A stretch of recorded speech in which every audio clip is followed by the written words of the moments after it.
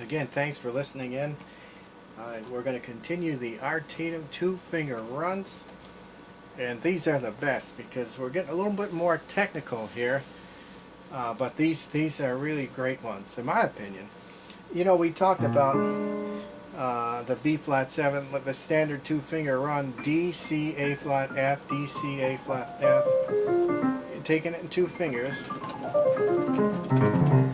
But you add on the B flat when you hit the A. So it's essentially, and the trick is here, see, you get power. When you add that note on, you can really, and you want to like add the pentatonic run at the beginning and then convert it to the two-finger run. And so that's a nice little thing, and again, it's not too difficult to play. And if you just modulate that to A7 and just add the A when you hit the G. My parakeets are singing too there. And he used that on Danny Boy, of course. That was a popular run at times. Now the whole idea of these runs are not to show off technique, but it's to produce a certain mood or feeling. That was what was in Art Tatum, and that he had a certain point he wanted to get down, and that's how these runs came out. But you could take that, just adding that B flat, that same thing for the diminished two-finger run.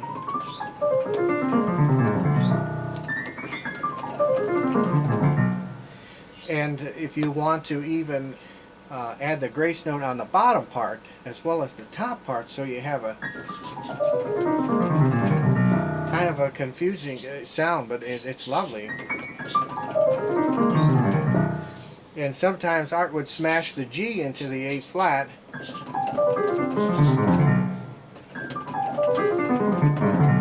Like that, and you get like a bluesy type of feel to it. I'm going to look at my notes here, see what I'm doing. Okay. Well, then you don't have to add the add-on attachment just to the 7th, but you can add it to the 9th as well. In G flat 7, A flat, E, D flat, B. A flat, E, D flat, B. And now we add the B flat at the same time of the A flat. I use that in T for 2.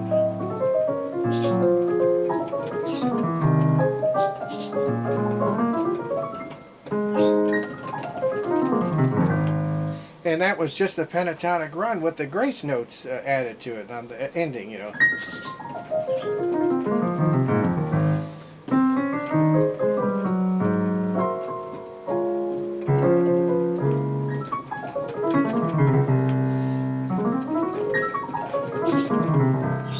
And so that is the G flat two-finger run there.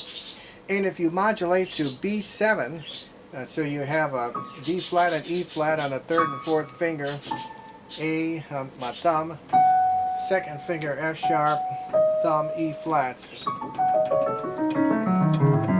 But the trick here, a little secret, you put the C sharp into the E flat like a grace note, so it's... Listen how pretty this sounds on a B7th chord.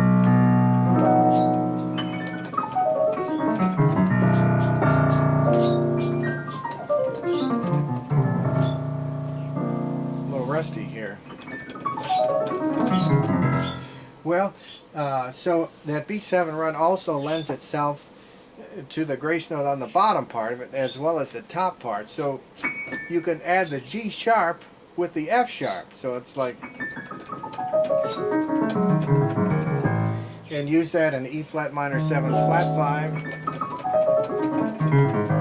Or Art used it in A flat 7 as well if you have a like a flat 9, flat 13th, or just a little pedal on there.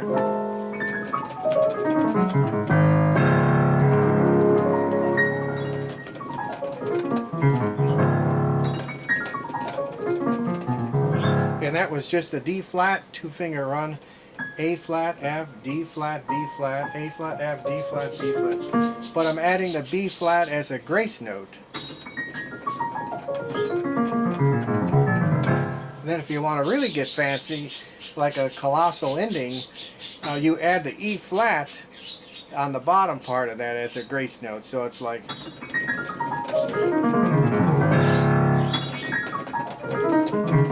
I have to practice that one. He used that in Humoresque, in other places as well, especially a fast ending. And then I call the echo run. This is a really neat one. Third and fifth finger on E flat and F, thumb on B, second and third finger on A flat and B flat, thumb on F. But the idea here is you want to slur these notes together as much as possible. And you start out with the pentatonic run, and then you convert it to that run, so it's... That one's a hard one. You gotta have a nice Steinway and a couple beers in you to get that one down. Let's see if I can do it. I call it the echo run.